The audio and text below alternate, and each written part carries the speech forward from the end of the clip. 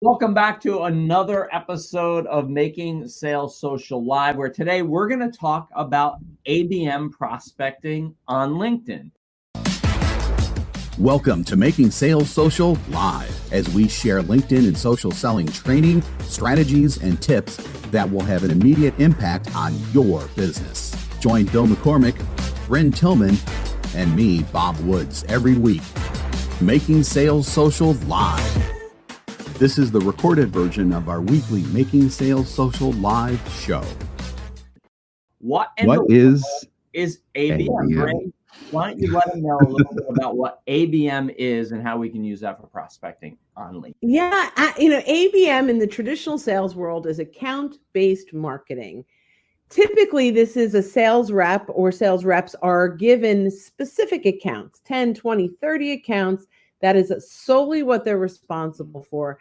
And every day they're doing deep dives and trying to build relationships inside of those accounts. It's also typically supported by marketing, so that content is created for their ideal prospects. The interesting thing about ABM is a sales rep never has to go to find new accounts. They have, their list, and that's their whole universe. We at Social Sales Link realized that this is a great methodology to dive deep inside accounts, but a lot of companies don't have the width and breadth of marketing and sales coming together to go after kind of whale hunting, right? So we talk about account-centric sales, ACS, which means that as a sales rep or entrepreneur or business owner or anyone that's responsible for business development, we'll build a list of ideal companies, but they're not solely their prospects. They can go beyond that. But they have their top 10 or 20 that they really want to get in front of. And that list is a little bit more flexible. That if, for example, someone in their network gets a new job at a company that they want to be in, you can just add them to your list. There's no set list necessarily. LinkedIn is, in our opinion, the most powerful tool to really optimize whether you are ABM or you are ACS to prospect and to find all the right people. So, Bob, talk about how do we use a LinkedIn company page with the ABM or ACS methodology? So right now, no one can see it out there, but I'm looking at a company page right now for a company that's local to me, but yet people will probably have heard of it at some point in time, Lexmark. So I'm on their page, and there's obviously all kinds of information on here about that. One of the couple of the main areas that you're going to want to look at are where it says, I've got Chana and 8 other connections work here. I click on that and I see if they've moved up in the company or that type of thing. And then I can also click on their shared connections to immediately see if there's anyone who is in a position that I want to start building a relationship with, so that we really get the whole ACS process moving. And actually there's several in here that I like. I love that you did like a real time, like, hey, I'm looking at this. So let's kind of bring that together. That's brilliant. We can identify in a company page all of the people that are stakeholders in this account, right? Like Bob was saying, it's so smart. You go in, you identify who are the titles of the people that I want to engage with, and what is my relationship with them? So, in Bob's example, I've got these first degree connections, I've got these second degree connections, and I can build out a little map of how do I identify the pathways into all of those buyers. Yep, exactly. Yeah. I love and then that. So then you can go, and I'm not going to get too granular, but just to give everybody a real basic idea, there's another link that has total employee count there. You can click into that, and then you could just simply click into all filters, and there is just a treasure trove of filters there in the free LinkedIn account that you could use to really start honing in on at least the titles, especially if you use the title field and keywords, and just go to town from there. I love this. This is actually when I started working with my wife and was looking for new clients for our business. this is how I use LinkedIn. I would identify, I had a certain client profile, who people in marketing, and I would find them and I would add them to a list. And then I would work through that list and use that list for my research. In a social selling sense, when you have that list, now you can start looking for, okay, so Bob is the director of marketing, and that's who I sell to, and I'm not connected to him. But Bryn may be a referral partner, or maybe she works in the company and she's not a decision maker, but I'm connected to her. So you can start looking for these connections. So now Bryn is my pathway in to Bob. So what I can do is ask Bryn, hey, I see you work with Bob. Can you make an introduction, or do I have permission to drop your name that you and I maybe worked together before, or we know each other from this? This is where you can start using this information. What makes LinkedIn so great is that this is all self-populating information. So your company may use something like a Zoom info or something like that, where you're getting information about companies and it lists this out. The problem is you have to wait for those companies to update that information. With LinkedIn, it all happens as it happens, right? When somebody changes companies or changes positions, they change their LinkedIn profile, and you're able to see that. One of the great things you can do is take inventory of your connections within a company and find out, who has someone changed? Have they gotten a promotion, where you can now reach out and start a conversation? You can also take a look at their LinkedIn company page, right? So when you're doing ABM, ACS, the LinkedIn company page is gold, and start looking to see what new initiatives are they working on? What awards have they won? What events or webinars are they having that you can help promote? That you can, it's really great if they've won an award for something, to grab that piece of content and share it with people within the organization. Because oftentimes what we find is that people within an organization don't see their own press. And so when you reach out and say, hey, Bob, I noticed that Social Sales Inc. was awarded the top social selling training company in the world. So, but you can do that. You share that content and people are like, wow. And even if they knew it, even if they saw that, it's like, Bill was thinking of me. And it puts you on their radar. So LinkedIn company pages are great for ABM and ACS.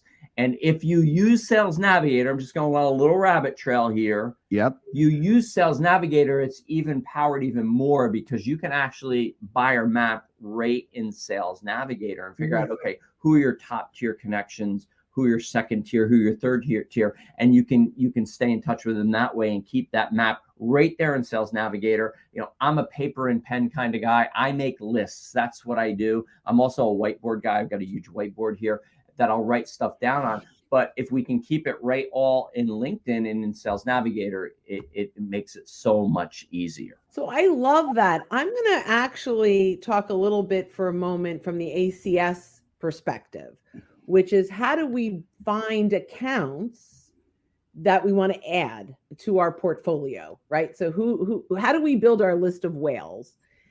So one of the things we recommend is go back to your best customers, the ones that you want more of, and really kind of map them out. Who did you talk to inside that organization? What was happening inside of that organization when they brought you in? What challenges were they facing? And how did you solve that? And what was the journey through that? A lot of that will, first of all, start to help you create content that will attract more of the right people. So keep that in mind. But number two, we take this, client persona, and whether you're using the free LinkedIn or, as Bill said, even better, the Sales Navigator, we can build lookalike prospects. Maybe we start, filtering with the industry, the size of the company, which is more in the Sales Navigator piece versus the free. But we take those filters and we start to identify accounts that meet that criteria. Now, the other way to go after it is, maybe you're selling into the VP of marketing, director of marketing, or the chief revenue officer. Those may be titles that you've now identified. Go in and search those titles with whatever industry or other filters are appropriate, and click on the second degree relationship filter. This allows you to see who meets that criteria that I have a shared connection with. That could be a really good way to start building a list. Start with your social proximity. Build a list around who is in your network. So we've got some folks. So Mark Hunter, one of our favorite sales experts, account-centric selling, love it. Well, we love you, Mark. And we have Rich, our buddy Rich, happy to catch the LinkedIn gurus drop knowledge. Tyler, something super helpful I've been doing is sorting filters in Sales Navigator to focus on team link. We'll explain that in a second. And second degree connections for my account. It's a game changer.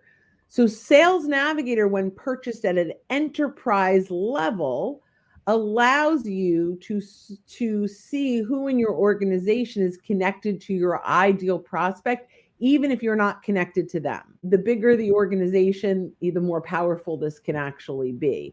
So Tyler, thank you for this. It really is powerful because anyone inside of your organization, even if they've never met you, is connected to the growth of your company. And so they're happy to make introductions into their targeted market, into your targeted market when they know them. So super helpful. And Rich, again, indeed, it's powerful to acknowledge when clients or prospects are in the news. Not too many people do that. I scour the business section of the newspaper. I used to do that in the business journals. If you just Google and click on the news tab, Google their name, it's all there. So, it's incredible the value that's at our fingertips. So I love that. So, we really talked a lot about ABM/ACS, which we've coined ACS. Really believe that more people are going to focus on account-centric selling versus account-based marketing, especially the salespeople that don't have that marketing support. But either way, we have found that it is absolutely essential to socially surround some of these bigger organizations, because it can take, this, depending on your solution, the sales cycle can be long. And you want to make sure that you are on the radar and providing value to all of these stakeholders. And one of the things, and we've talked about this in previous episodes, is when you're looking at a company page, like Bob had talked about, looking and searching and filtering through the employees, it gives you the opportunity to connect with more than one person. Because what we know is, on average, about 20% of the workforce changes jobs in a given year. That number has probably gone up in the current climate undoubtedly that we're in now.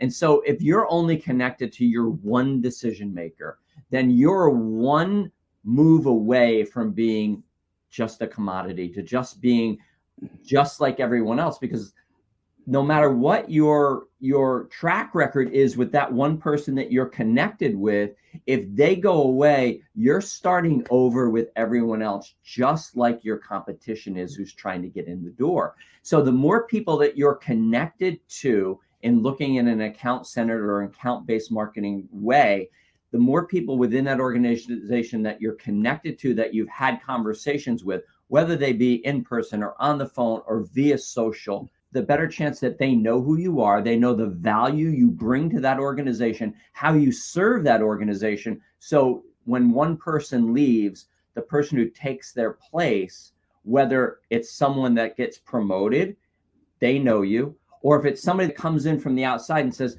okay, so who do we use for our XYZ software? Who's that vendor? And they have 6 or 7 people that say, oh, it's Bryn Tillman in Social Sales Link. They're the go-to. You don't want to go anywhere else. And the more buy-in you have from more people, the more secure you'll be. Because one of the things we know, and we teach this, the best chance for change in an organization is when there's a change in the leadership.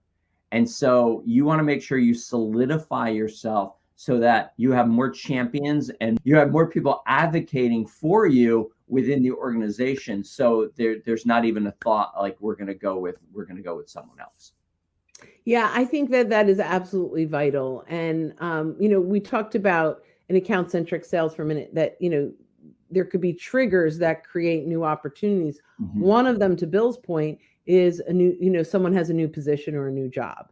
So you see in a notification that a stakeholder is now at a new job, and that gives us two opportunities. There's some, we're going to follow them into, the new opportunity, because that's a great for change, right? Where they're open to change. They came in to make a difference.